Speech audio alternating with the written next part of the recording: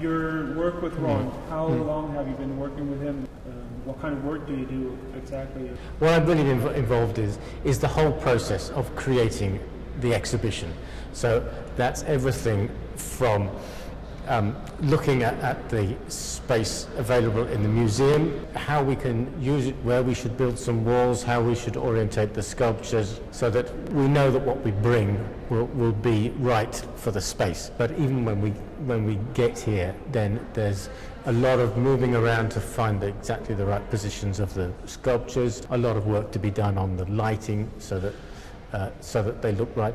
And in fact, we kind of make a journey in a way for the, not a narrative journey, but a visual journey for the audience through the exhibition, so that you'll find that you may not notice it, but one room is slightly, the lighting is lighter, and then you may go into a room where the lighting is dark and your eyes very quickly adjust, and you may go from a large sculpture to small scale and then to a room with more than one sculpture in it, and then back to a room with a single sculpture. And all of these things have an enormous effect on the whole experience of the exhibition, and that's one of the things that we've worked very closely on. How are these big pieces set up?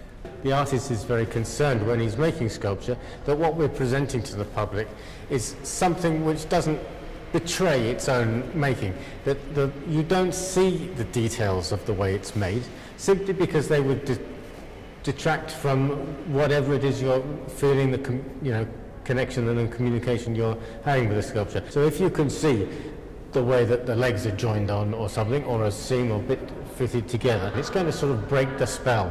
It's simply not possible to sculpt one leg and then to put it aside and then sculpt the other leg. The artist has to see the whole thing together. In the film you'll see we made this series of trolleys which parts of the sculpture can fit onto. They could be wheeled together to see how everything fits together, and then wheeled apart in order to reach in and sculpt bits, and then wheeled back together again.